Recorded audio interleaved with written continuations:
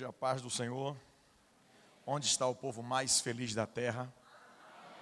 Glória a Deus, Ele é digno de glória e de louvor. Você que trouxe a sua Bíblia, por gentileza, abra no livro de Apocalipse. E já te ouvi gente dizendo, vixe. Fique calmo que eu não vou prender cavalo, soltar cavalo, não vai ter nada disso. Capítulo 5, diz assim: E vi na destra do que estava sentado sobre o trono um livro escrito por dentro e por fora, selado com 7 selos. E vi um anjo forte bradando com grande voz: Quem é digno de abrir o livro e desatar os seus selos? E ninguém no céu, e nem na terra, nem debaixo da terra, podia abrir o livro nem olhar para ele. E eu chorava muito, porque ninguém fora achado digno de abrir o livro, nem de o ler, nem de olhar para ele. E disse-me um dos anciãos: Não chores, eis aqui o leão da tribo de Judá, a raiz de Davi, que venceu para abrir o livro e desatar os seus 7 selos. E olhei, e eis que estava no meio do trono e dos 4 animais viventes, e entre os anciãos, um cordeiro, como havendo sido morto, e tinha 7 pontas e 7 olhos, que são os 7 Espíritos de Deus enviados a toda a terra. E veio e tomou o livro da destra do que estava sentado no trono. E havendo tomado o livro, os 4 animais e os 24 anciãos prostraram-se diante do cordeiro, tendo todos eles harpas e salvas de ouro cheias de incenso, que são as orações dos santos. E cantavam um novo cântico, dizendo: Digno és de tomar o livro e de abrir os seus selos, porque foste morto, e com o teu sangue compraste para Deus homens de toda a tribo, e língua, e povo e nação. E para o nosso Deus os fizeste reis e sacerdotes, e eles reinarão sobre a terra. E olhei, e ouvi a voz de muitos anjos ao redor do trono, e dos animais, e dos anciãos, e era o número deles milhões e milhares de milhares, que com grande voz diziam: Digno é o cordeiro que foi morto de receber o poder, e riquezas, e sabedoria, e força, e honra, e glória, e ações de graças. E ouvi toda criatura que está no céu, e na terra, e debaixo da terra, e que está no mar, e todas as coisas que neles há, dizer: Ao que está assentado sobre o trono, e ao cordeiro, sejam dadas ações de graças, e honra, e glória, e poder para todo sempre. E os 4 animais diziam: Amém. E os 24 anciãos prostraram-se e adoraram ao que vive para todo sempre. Vale um amém? Se você ainda hoje não leu a Bíblia, agora acompanhou pelo menos um capítulo, né? Queridos irmãos, reunidos aqui nesta noite, nós acabamos de ler um texto sagrado no livro de Apocalipse, que foi escrito pelo apóstolo João. João foi apóstolo do Senhor Jesus e foi a exceção daqueles que foram mortos, assassinados por causa da palavra de Deus. Todos os apóstolos de Cristo foram assassinados por causa da palavra de Deus. Este foi o único que morreu velhinho, de causa natural. Este homem também sofreu um atentado. Saibam vocês que em meio à perseguição ele foi preso, foi lançado dentro de um caldeirão fervendo, e ele ficou se encriquilhando dentro do caldeirão, e foram olhar para ver se ele já tinha morrido, e viram que ele ainda não tinha morrido, e disseram: Esse homem não presta nem para morrer, tira ele daí. E tiraram João, e lançaram-no para ficar isolado na ilha de Pátimos. E ele foi para lá por causa da palavra de Deus. Quem via o que estava acontecendo, pensava: agora acabou. Este homem vai ser morto por uma das feras, se ele tentar fugir, ele morre, alguma coisa lhe acometerá. Não sabiam eles que o Senhor Deus estava tomando conta de tudo, e que a ida de João para a ilha de Pátimos era mais uma providência de Deus, e mais uma parte do plano de Deus na vida deste homem de Deus. Lá na ilha de Pátimos ele teve visões, revelações, manifestação, revelação de Jesus para ele. Você sabe que existem várias tonalidades e timbres de voz, mas foi lá na ilha de Patmos que João descobriu uma voz como a voz de muitas águas. E alguém falava com ele, e ele se virou para ver quem era que falava. E ele dizia: eu sou Jesus. E João olhou bem, conferindo a situação, e ele viu que aquele que falara com ele, e que se apresentara como Jesus, ele tinha olhos como chama de fogo, cabelos brancos como a lã, um rosto que era como o sol, vestes compridas, amarrado pela cintura, pelos lombos com um cinto de ouro, com os pés como latão reluzente. Levantando a vista, ele viu que da boca daquele que falava saiu uma espada aguda de 2 fios. E apesar da descrição desta figura, que jamais foi vista por ninguém, ele reconheceu: este que fala comigo, de fato é Jesus. E Jesus começa a falar com ele a respeito de algumas coisas que ele deveria registrar, coisas que de fato haveriam de acontecer. E ele vai falando sobre algumas cartas que deveriam ser escritas às igrejas que estavam na Ásia. E ele diz: a igreja que está em Éfeso, fale assim. A igreja que está em Esmirna, em Pérgamo, em Sardes, em Filadélfia, e aí vai até Laodiceia. Ele vai enumerando uma por uma e entregando mensagens a todas elas. Após João ouvir que Jesus falou essas mensagens a estas igrejas, então Jesus fala para eles sobre acontecimentos futuros. E no capítulo de número 4, começa então a revelação de profunda adoração. Jesus começa a descrever visões do céu, de algo espantoso. Jesus revela para João, por exemplo, a figura de aquilo que em momento é chamado de animais, mas de fato não são animais. São seres à semelhança de animais. São anjos. De fato, eles são da categoria de querubins. São anjos poderosíssimos. Por quê? São anjos que ficam muito próximos do trono.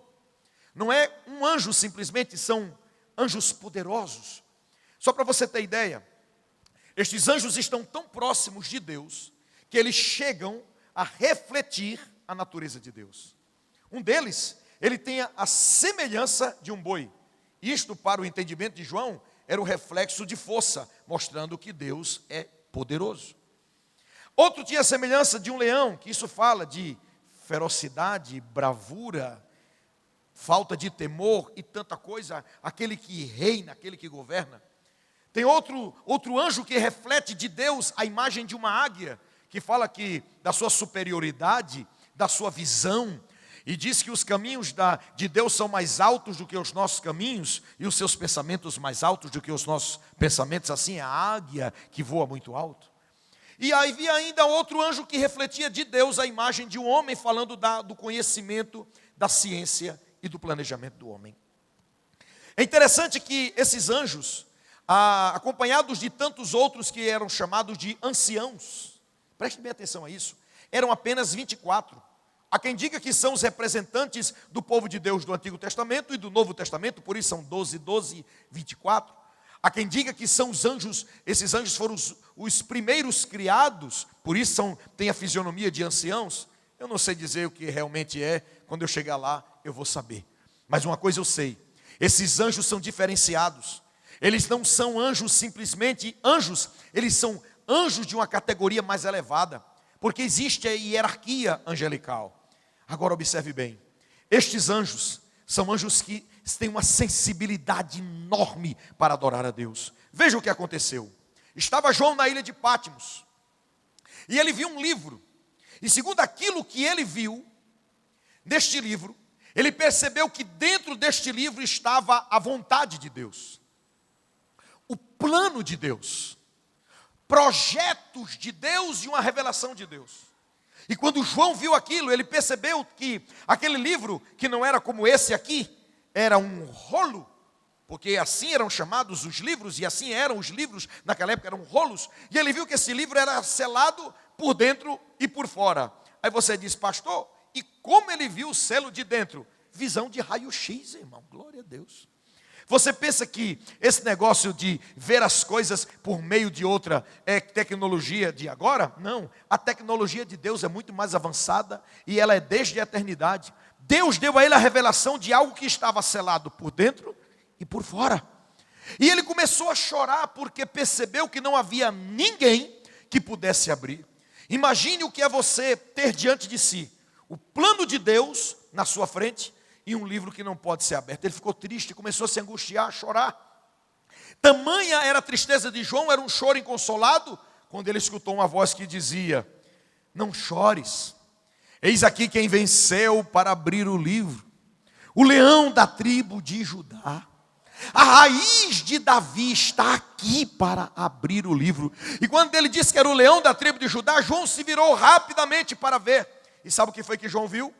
Não viu o leão, viu um cordeiro. Pastor, pelo amor de Deus, o anjo não disse que era um leão? E quando ele vê um cordeiro? Deixe-me observar uma coisa. Aqui estão duas pessoas com perspectivas diferentes. O anjo, ele conseguia visualizar Jesus como leão. E João só consegue enxergar Jesus como cordeiro. Por quê? A visão que João tinha de Jesus até então era apenas a visão do Redentor. Era apenas a visão do sacrifício. Era apenas a visão da redenção, da salvação. E por isso ele só consegue enxergar em Jesus o cordeiro que estava ensanguentado, isto é, ele foi morto.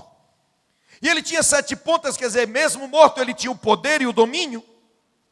E é interessante dizer que o anjo ele enxerga Jesus como o leão, porque a visão do anjo já era uma visão posterior à salvação. Até hoje, a nossa experiência com Jesus é de Salvador, mas um dia nós teremos a experiência de ver Jesus como Rei, Rei dos reis e Senhor dos senhores. A sua visão de Cristo até hoje é do seu Salvador, é do seu Redentor, aquele que derramou o sangue para que você tivesse perdão e acesso aos céus pela redenção operada por Jesus. Mas um dia, nós iremos ser partícipes do reino na sua plenitude e olharemos para Jesus e o veremos como o leão da tribo de Judá. Observe bem uma coisa, este capítulo 5, ele é um cenário espiritual do momento que antecede e que ocorre o arrebatamento da igreja. O capítulo 6 de Apocalipse começa a abertura dos selos. E na abertura dos selos se inicia um período chamado de grande tribulação. Um período de intensa tribulação na terra sob domínio diabólico. Mas antes disso acontecer propriamente, ocorre o cenário do arrebatamento da igreja. A igreja que será arrancada da terra. Agora eu preciso lhe dizer, que cenário, eu preciso lhe mostrar que caracterização há para a igreja do arrebatamento. E eu preciso que você observe isso com muito cuidado, para perceber se você está inserido nele ou se você está fora dele. O texto sagrado nos diz que ao abrir o selo, inicia o sofrimento, a grande tribulação, domínios diabólicos. Mas quando se toma o livro, é justamente o ato que desencadeia o arrebatamento. A igreja é retirada da terra para depois iniciar o domínio diabólico.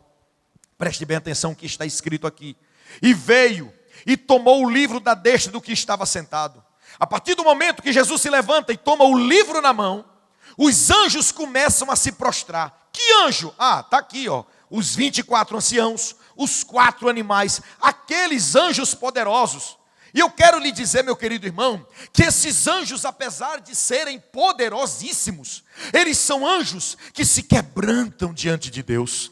São anjos que adoram a Deus de forma extravagante. Está escrito aqui que eles se prostram diante do Cordeiro. Eles jogam as suas coroas de ouro nos pés do Cordeiro e começam a dizer: digno és de abrir o livro, de tomar o livro, de abrir os seus selos, porque tu foste morto e com o teu sangue compraste para Deus homens de toda tribo, língua, povo, nação e Distrito Federal. Diga assim: eu estou no meio. Glória a Deus. Você foi comprado por esse sangue. E esses anjos aqui, eles adoram. Eles se prostram. E eu quero chamar a sua atenção para uma coisa. Quem são eles? Anjos poderosos. Só para você ter ideia do quebrantamento desses anjos, apesar de serem poderosos. A Bíblia fala no Antigo Testamento que um anjo não era querubim. Um anjo não era serafim. Um anjo não era um arcanjo, era um anjo. Foi enviado por Deus no arraial dos assírios, mediante um desaforo que um rei, o rei Senaqueribe, escreveu uma carta desaforada ao rei Ezequias e disse um monte de coisa horrível e de bobagens. E disse: olha, eu irei aí destruir vocês. Eu já tenho destruído nações. Eu já tenho escravizado povos e povos. E todos eles têm seus deuses. Mas isso não impede que eu chegue lá e domine todos eles. E agora chegou a vez de vocês. E não será assim. O Deus de vocês não irá impedir isso. Aí o rei Ezequias pegou a carta e apresentou assim: olha, Deus, a carta que mandaram, isso aqui é para o Senhor. Estão falando isso com o Senhor. Sabe o que Deus fez? Deus mandou um anjo. Não era nenhuma dessas categorias altas. Foi um anjo. E numa única noite, aquele anjo matou 185 mil soldados. Aí eu pergunto: o anjo é forte? O anjo tem força? Gente, isso era um anjo. Era um soldado. Agora imagine um anjo desse daqui. Mas vale a pena estar atento e perceber que esses anjos se dobram. A palavra prostrar-se é uma palavra que no grego é proskuneos, ou dependendo da aplicação é proskunetes, que significa aquele que fica deitado, debruçado, com as mãos estendidas com a cara no chão. O nome disso é rendição. Quem se prostra está entregue. Quem se prostra está rendido. Quando, por exemplo, uma força policial enquadra algumas pessoas e manda se deitar no chão desse jeito, ele não oferece resistência, já sabe. Se deita, coloca as mãos para frente.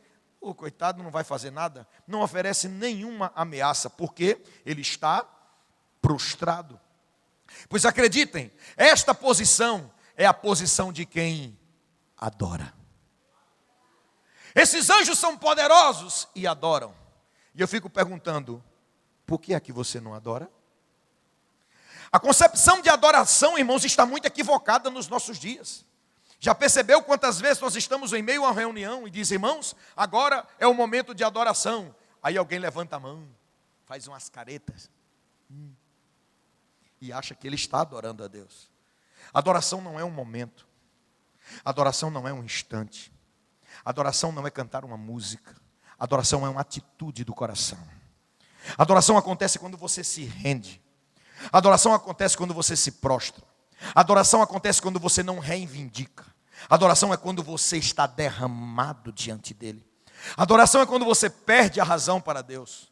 A adoração não é quando você está dizendo: Senhor, eu determino. Você não determina nada, porque você é servo e o Senhor é Ele. Você é o pequeno e Ele é o grande.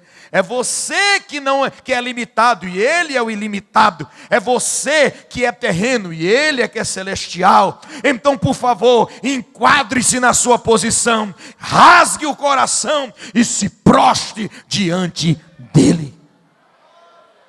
Esse negócio de adoração é tão sério, que quando Jesus estava conversando com aquela mulher samaritana, Jesus se aproxima, diz: me dê água. Ela diz: você me pede água, sou samaritano? E começa aquela confusão, né? Se você soubesse quem está falando com você, comigo, ou quem está falando contigo, você falaria comigo me pedindo água e eu lhe daria a água da vida. Ela diz: como é que você tem água da vida se não tem como buscar lá embaixo? Pensava que era a nascente do poço. Aí Jesus então dá um corte na fala e diz assim: vá chamar o seu marido. Ela disse: eu não tenho marido. Ele disse: muito bem, falou bem certinho, porque já teve 5, que tem agora não é seu. Ela regala o olho e diz assim: estou vendo que o senhor é profeta. Ora, resumiu a história da vida dela em 2 palavras. E quando ela fica espantada e diz que vejo que o senhor é profeta, ela então diz assim: já que o senhor é profeta, me explica uma coisa. Porque o povo de onde você vem diz que a adoração é lá no monte. Aí o meu povo diz que é no templo, aí o meu povo diz que é no monte. E como é que fica essa situação? É no templo ou é no monte que se adora? Ele diz: a questão da adoração não depende do local. A questão da adoração depende do adorador. Porque a questão da adoração é assim, ó, é a atitude do coração. Porque os verdadeiros adoradores, eles adoram ao Pai em espírito e em verdade. E o Pai está procurando isto. O que foi que Jesus disse? Ele está falando que os verdadeiros adoradores, eles adoram em realidade. Não é representação, não é ritual, não é aparência, é em verdade. Em espírito quer dizer, não é uma coisa externa, é uma coisa interna, é uma coisa de atitude, é uma coisa de conhecimento, é uma coisa de consciência, é uma coisa de quem compreendeu. Você lembra que o apóstolo Paulo fala, é o culto racional. E quando Jesus então afunila a questão e fala sobre a adoração, ele está falando naquela palavra, a palavra original é proskuneos, quer dizer, é aquele que se joga no chão. E não é apenas uma questão aparente de corpo. Quando ele fala de proskuneos, ele está dizendo de atitude, de você abrir mão do seu eu. A atitude de quem adora não é simplesmente o corpo no chão. Isso aqui é uma apresentação. A atitude de quem adora é uma atitude do coração. Quando você então pede opinião a Deus antes de fazer as coisas. Não é você dizer assim, eu vou fazer algo e pedir para Deus me abençoar. Eu tomo a minha decisão e quero que Deus me ajude naquilo que faço. Não, é melhor você perguntar a Ele antes. Isso é adorar a Deus. Eu adoro a Deus quando eu ajo corretamente nos meus negócios. Eu adoro a Deus quando amo a minha esposa e dou a minha vida por ela. A mulher adora a Deus quando se submete ao seu marido. O filho adora a Deus quando obedece seu pai. O pai adora a Deus quando não provoca a ira ao filho. O servo adora a Deus quando é fiel ao seu patrão e tudo aquilo que faz serve ao Senhor. O patrão adora a Deus quando ele trata bem o seu funcionário. Você adora a Deus quando você tem mãos limpas, quando o coração está limpo. Está escrito: quem permanecerá no lugar santo do Senhor? Aquele que é limpo de mão, puro de coração, que não entrega a uma vaidade, que não jura enganosamente. Este receberá a bênção do Senhor, a justiça do Deus da sua salvação, porque esta é a geração daqueles que buscam não somente as mãos, mas a tua face, ó Deus de Jacó. O que eu estou dizendo a você é que o Senhor Jesus fala para a mulher samaritana: chegou a hora, e a hora é agora. A partir de agora, daqui para frente, aqueles que forem inseridos no reino de Deus, aqueles que forem inseridos como partícipes do povo de Deus, são pessoas que estão rendidas a Ele. São pessoas que estão dispostas a adorar a Ele. São pessoas que estão dispostas a receber o senhorio dEle, se humilhar diante dEle, rasgar o coração diante dEle. A igreja de Cristo é a comunidade de adoradores. E eu pergunto, por que você não adora? Você sabe, irmãos, que nós estamos muito equivocados ainda a respeito de adoração, pensando que se você fizer parte do louvor, você está adorando. A sua adoração é em tudo aquilo que você faz. E nós estamos a cada dia vivendo uma vida de interesses com o Senhor, de jogo de interesses. Nós não estamos buscando que a nossa vida seja um verdadeiro culto a Ele. Quantas vezes nós viemos ao templo, mas viemos à procura de algo e não à procura de alguém. Estamos à procura da bênção de Deus e não do Deus da bênção. E estamos insistentemente à procura das mãos de Deus e não da face de Deus. E parece mais um mercado da fé, quando o púlpito vira balcão, pastor atendente, você um cliente, e Deus parece que é somente o entregador. Isso é duro de ouvir, mas preciso lhe dizer, a igreja do arrebatamento não é uma igreja interesseira, é uma igreja de adoradores. E eu vou provar biblicamente pelo texto que a igreja que vai subir é uma igreja que está ligada em adoração com Deus. Deixe-me fazer aqui uma ilustração. Pastor Josivaldo, vou pegar o senhor como exemplo. Pastor Josivaldo, vem aqui por gentileza. Nós somos amigos desde algum tempo, nos conhecemos mais por telefone, por indicações do pastor Josué, e começamos a conversar e tal. Depois nos vimos, ficamos amigos, e a gente sempre se fala por telefone. Quando eu venho a Brasília, eu tenho que bater o ponto e ir ao encontro dele, e a gente tem que se ver. De repente, o pastor Josivaldo se encontra comigo no outro amanhã, né? Aí diz assim: pastor Jairo, você sabe que eu gostei muito daquele paletó que o senhor estava usando ontem lá na igreja de Deus, e eu acho que aquele paletó dá certinho em mim. Em nome da nossa amizade, você me dá o paletó? Eu dou ou não dou? Diga aí, em nome da amizade, o que é que eu faço? Dou. Então.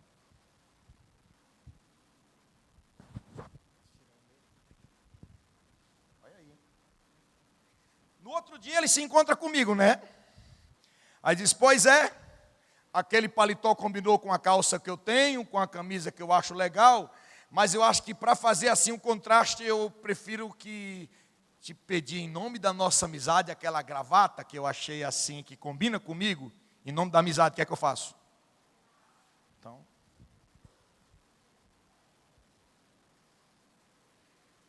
ele disse: pastor Jairo, quando o senhor fazia assim com o braço, eu notei assim que aquele relógio dá bem certinho no meu pulso. Em nome da nossa amizade, o senhor me dá, o que é que eu faço? Já foi. Vigia, que é ilustração, tá?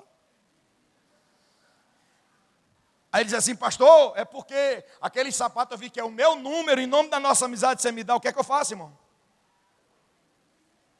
Acho que é melhor parar por aqui, né?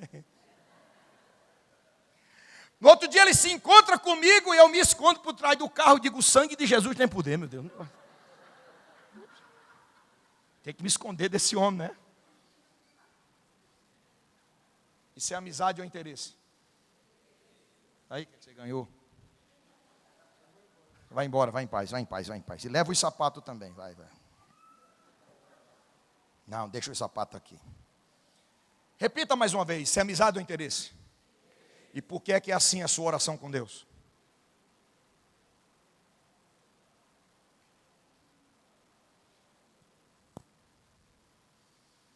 Por que toda vez que você comparece diante de Deus e vai orar, você tem uma lista de pedidos? Senhor, porque eu quero isso, eu preciso disso, me dê isso, me dê isso, me dê isso, me dê isso. E não se esqueça disso. Peraí que tem uma lista mais aqui, tem mais isso. Senhor, me dá isso, me dá. A nossa relação com Deus tem sido uma relação de interesse. Isso não pode continuar assim. Oração de petição é para um momento de aflição. Aqueles que amam ao Senhor se aproximam dEle para adorá-lo, para declarar a grandeza dEle, para derramar a alma perante Ele. Irmão, até na hora da gente agradecer pela comida, ainda pede de novo. Jesus, muito obrigado pelo alimento, abençoa, multiplique e mande mais. Eu não sei onde é que vai botar, mas... é o pede. Estamos à procura das mãos de Deus. O senhor podia vir aqui? Sim. Não fica zangado não. Fica aqui. De frente para mim. Estenda as suas mãos. A gente quer viver com Deus assim, ó. À distância. Sem muito comprometimento. Ao alcance das mãos. Para ver se a gente pede algo e recebe algo. Sempre à procura das mãos de Deus, de uma bênção de Deus. Nesta noite, Ele está lhe chamando mais para perto. Chega de ficar interessado nas mãos. Se aproxime mais. Se aproxime mais. Se aproxime mais. Busque a face. Olha o que aconteceu e eu nem mandei, ó. Ele me abraçou. É o que Deus vai fazer com você. Você vai buscar a face e as mãos dele vão te abraçar também. Glória a Deus, aleluia. Chegou o tempo de nós mudarmos isso, porque a geração que vai subir no arrebatamento é a geração de adoradores. Veja o que acontece. Os anjos começam a adorar só porque Jesus pegou no livro Está chegando a hora de subir. Então os anjos já começam. Oh, vamos adorar. Joga as coroas de ouro nos pés dele. Vamos declarar a grandeza da obra sacrificial do Cordeiro. Ele diz: digno és de tomar o livro, de abrir os selos, porque foste morto. E com o teu sangue compraste para Deus. Você. João está tendo uma visão do arrebatamento. É gente daqui, é gente lá de Natal, é gente das tribos da Amazônia, do leste europeu, os africanos, das ilhas do Pacífico, lá da Europa, lá da África, da Ásia, de toda parte, de raça, tribo, língua, povo e nação. É o povo se arregimentando na terra para subir de toda parte. E eu quero ir no meio desse pacote junto com você.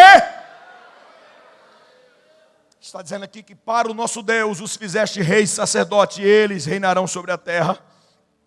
E a visão de João enxerga aqui. Eu ouvi a voz de muitos anjos ao redor do trono. E os animais, aqueles anjos poderosos. E os anciãos. E era o número deles milhões e milhões e milhares de milhares. E eles começaram a cantar assim, olha que coisa linda. Digno é o Cordeiro. Ele foi morto de receber o poder. Diga poder. Diga riquezas, sabedoria, força, honra, glória, ações de graça. Olha o arrebatamento acontecendo agora. E eu vi toda criatura que está no céu, anjos. E na terra, a gente, a igreja. O cenário de adoração se tornou amplo. Os céus adorando intensamente. A igreja que vai subindo adorando intensamente. Debaixo da terra é gente ressuscitando. Que está no mar. Ressurreição do mar também. Lá vai. Da terra ressuscita. Do mar ressuscita. Se encontra com quem está aqui. E vamos subir. E começam a cantar. Olha a letra do hino. Ao que está sentado no trono e ao Cordeiro seja o louvor. Ao que está sentado no trono.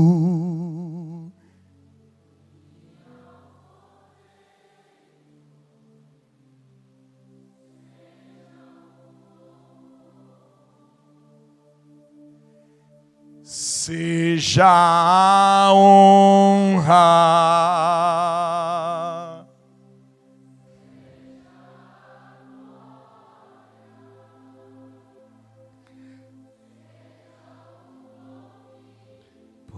De éons, pelos séculos dos séculos. Enche o pulmão para dizer.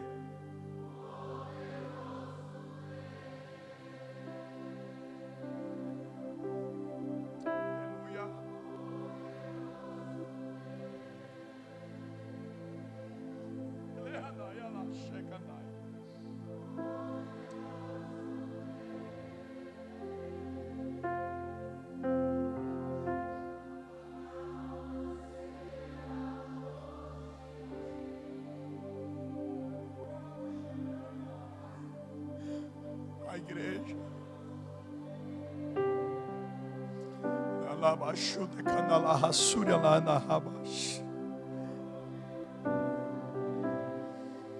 Diga isso com a sua alma. Se é verdade, então diga.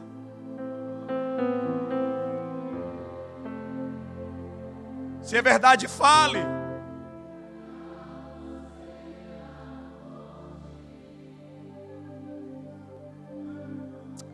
Preste bem atenção no que eu vou lhe dizer. A igreja que vai subir é uma igreja que quer habitar na presença de Deus. É uma igreja que anseia por mais do Senhor. Sabe por quê? Porque no Calvário ela foi restaurada. Na cruz ela encontrou o caminho para o céu. Ela foi ligada a Deus e recebeu o Espírito de Deus. E se o Espírito de Deus habita em você, Ele lhe chama para adorar a Deus. A sua carne quer pecar. A sua carne quer distração. A sua carne quer entretenimento. A sua carne quer qualquer coisa que seja voltada para a terra. Mas se o Espírito de Deus habita em você, e você contempla a grandeza de Deus, você declara a grandeza de Deus. E ao declarar a grandeza de Deus, você se equipara aos anjos em adoração, dizendo: o Senhor é digno de honra, de glória, de louvor, de adoração. A ti pertence o poder, a majestade, a sabedoria. E você rasga o coração e se prostra diante dele. Porque dentro de você acontece sede de Deus. E eu lhe pergunto: você tem sede de Deus? Você anseia por estar na presença dele? Quando você acorda, você quer ter um encontro na presença de Deus? Ao longo do dia, você anseia pelo próximo momento que você vai estar exclusivo com ele? Ou você tenta preencher todos os seus momentos com diversas coisas? Ou você tenta ocupar todos os seus espaços com aquilo que não edifica e não glorifica a Deus? E leva o seu dia todo em fazer aquilo que pode e o que não pode? Eu preciso lhe dizer que você não pode sobreviver espiritualmente com a oração da pressa, com a oração da fome, e nem com a oração do sono. A da pressa porque acordou tarde, a da fome que é no momento da refeição e parece um relâmpago, a do sono porque vai se arrastando para a cama, tomba e diz: boa noite, Jesus. Isto não dá e não gera edificação e intimidade na vida de ninguém. Se você está dependendo dessas 3 orações para ser um cristão adorador, você está fracassado. Deus está chamando a sua igreja para gastar tempo diante dele, para tirar o relógio do braço, desligar o telefone, fechar a porta do quarto e derramar-se na presença de Deus.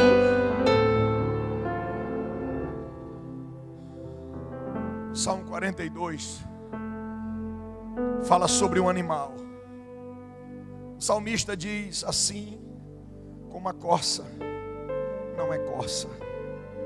Tem tradução que diz assim: como o cervo não é cervo. É um animal, um cabrito montês, chamado de ibex. E esse animal chamado ibex, ele é muito cobiçado. Ele tem uma carne muito saborosa. Com seus chifres se fabricam os melhores chofás. A sua pele é muito linda, parece a chama do fogo. E os caçadores vão quilômetros à procura deles. Só que tem um detalhe: este ibex em cima da montanha, ele é imbatível.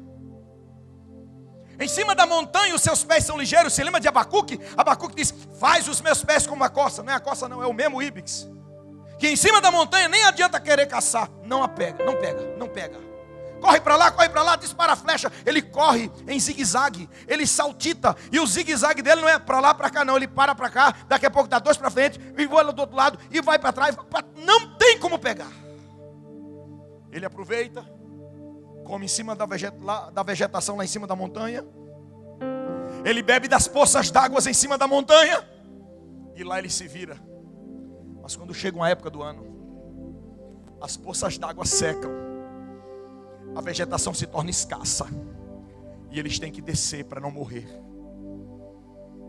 O primeiro que desce é flechado. Os demais voltam de forma instintiva. E sabe o que eles fazem? A vegetação eles aguentam sem ela, mas a água, e não conseguem passar muito tempo sem água. Daqui a pouco eles começam a bramar. Aquela linguagem que diz, assim como ele brama, ele levanta o seu focinho e começa a urrar, como que dissesse: caçador, saia daí, eu quero saciar a minha sede, eu estou com sede. Ao pé daquelas montanhas existe a fonte de Engedi que serpenteia com o rio. Essa palavra Engedi, a tradução é fonte das cabras, que aponta para o íbex. E a sede deles vai crescendo e aumenta tanto, que se torna maior do que a vontade de viver. E sabe o que eles fazem? Eles descem correndo. E correm em zigue-zague. E mergulham de cabeça no rio com a boca aberta. Tomam um banho, em um mergulho. Bebem a água enquanto mergulham. Salta para fora e sai correndo de novo. Sabe o que é isso?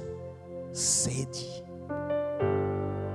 Eu pergunto para você, você está igual o salmista? Foi vendo essa cena que ele disse: é desse jeito aí que eu tenho sede de Deus. A minha vontade de estar na presença de Deus é maior do que os meus planos, é maior do que os meus próprios projetos de vida. A minha vontade de permanecer diante dele é maior do que qualquer coisa. Eu tenho sede de Deus como este animal. E eu pergunto: você tem sede de Deus? Deixa eu te dar um alerta. Pessoas que não têm sede de Deus, não é porque estejam cheias dele, é o contrário, é porque estão vazias dele. Quando uma pessoa começa a buscar a Deus, ele é provocado a querer mais de Deus. Mais de Deus. Mais de Deus. A igreja que vai subir é uma igreja que quer mais de Deus. Se você está satisfeito com a terra, não vai rolar bem lá no céu. Você não vai gostar lá de cima. Se você está muito satisfeito com a terra e não tem preferência pelas coisas espirituais, sinto muito lhe dizer, você não vai gostar do ambiente de lá. Pastor, e o que é que eu faço? Descubra outra dimensão. Deus tem algo mais para você aqui na terra. A igreja é esse ambiente gostoso. A convivência é muito boa. Eu estava falando para o pastor, que ambiente bom esse aqui, que é muito agradável. Mas acredite, a proposta de Jesus para a igreja não era de um clube social. A proposta de Jesus para a igreja é do corpo dele, ligado na cabeça. O que a cabeça pensa, o corpo executa. O que a cabeça deseja, o corpo concorda. Está escrito que Deus quer que os homens se salvem, que venham ao pleno conhecimento da verdade. Ainda hoje no primeiro culto, o pastor desafiou os irmãos para no próximo domingo trazerem pessoas amigas para ouvir a palavra de Deus. Deixa eu te falar uma coisa: se você não está interessado em ver almas salvas, sua espiritualidade tem alguma coisa errada com ela. Se você não tem paixão pelos perdidos, o seu coração está distante dele. Se você só se importa em receber algo de Deus, sua relação com ele é de interesse. Mas se você está descobrindo nesta noite a grandeza de Deus, o poder de Deus, e que ele é digno de ser adorado intensamente, é sinal de que Deus está trabalhando você. Se você está chocado com esta palavra, startou o processo e Deus vai iniciar uma nova história na sua vida a partir de agora. Porque você está sendo chamado para fazer parte da igreja que vai subir. Fique em pé aí onde você está. Aleluia. Se Deus falou com você nesta noite, e você está sendo despertado por Deus, para viver um novo estilo de vida, rendido a Ele. Sai daí agora em nome de Jesus e vem cá, porque eu quero orar contigo. Se você está desejoso de conhecer a Deus mais de perto, venha cá agora em nome de Jesus. Se você quer se tornar imitador de Cristo, amigo dele, se você quer ser despertado em fome e sede de Deus, caminhe aqui à frente, venha junto, venha comigo. Aleluia. Você não pode viver distante dele.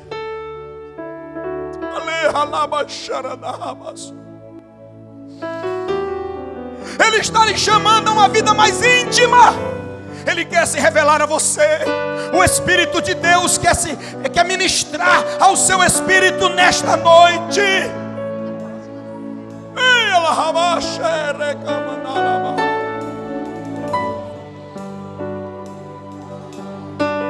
Deus vai lhe renovar hoje. Jesus pode lhe batizar com o Espírito Santo hoje. Deus está lhe chamando a uma vida mais íntima com Ele. Se você está desviado, está na hora de se reconciliar. Se você nunca aceitou a Jesus, vem agora, meu amigo. Jesus está te chamando para ser um verdadeiro adorador. Se tem alguém para crer em Jesus nesta noite como Salvador, saia daí e venha cá. Meu irmão, vire-se de lado. Veja se há alguém aí perto de você que ainda não aceitou a Jesus como seu Salvador. Convide esta pessoa para crer em Jesus agora. Convide-o. Convide-a.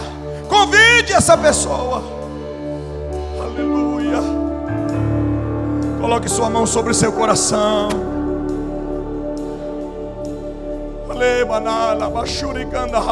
Escute bem o que eu vou lhe dizer e nós vamos começar a orar. Um dia, o Senhor inspirou o apóstolo Paulo e disse que nós somos casa de Deus. Eu vou repetir: você é casa de Deus. Você é casa de Deus.